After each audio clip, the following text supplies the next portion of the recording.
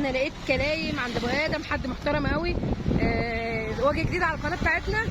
ده بقى ده اللي مكسر الدنيا. اسمه ايه؟ البوهيمي. البوهيمي.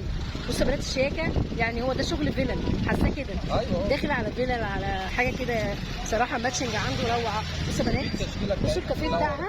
لا استنوا اوريكم، ده عنده حاجات الله اكبر عليه. تسلم ايدك يا ابو ادم. ده حد تبعك اللي بيصنعه ولا انت بتجيب مصانع ولا مصانع يدوي؟ لا شغل يدوي. شغل يدوي. نول. شغل نول.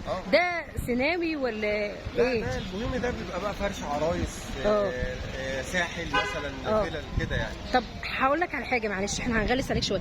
يعني مثلا دي متر 70 ده بقى ولا متر؟ لا ده متر. ده متر بتبقى اسعاره يعني غاليه شويه. طب متر في كام؟ ده متر في مترين. متر في مترين. المتر في مترين دوت من 1000 لحد 2100. المتر في مترين. انت بتقول غالي؟ طب ما السجاد اغلى من كده. هو ده سجاد بس يدوي. بس معلش ده منظر وشكل وشغل. بره الطقطقين والله، وزباين عارفين الكلام ده. يعني لو مع معرض محل، يعني الحته دي ب 2000 جنيه. لا 1000. بقول لك بتبتدي من 1000 لا انا بتكلم على دي. ده تقريبا 1450. 1450. منها سوق، منها قطن بيعدي ال 1000 ونص طبعا. في منها قطن على سوق، كل حاجه بتمن.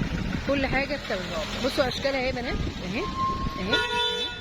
بصوا انا عايزه اوريكم بقى الايه اللي عجباني قوي. الكافيه دي البيج طبعا تحفه تحفه. وبصوا ماسكه نفسها محمله، يعني بصوا الشغل محمل قوي بتاع البوهيني ده. بوهيني صح؟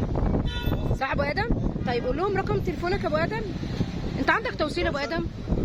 جوه اسكندريه لا والله، في شحن محافظات. طيب يعني التوصيل بره جوه لا؟ غضبان علينا يعني. لسه لا، ان شاء الله هنظبط شركه جوه اسكندريه. طب رقم تليفون 012 8 36 31 318. المكان معلش؟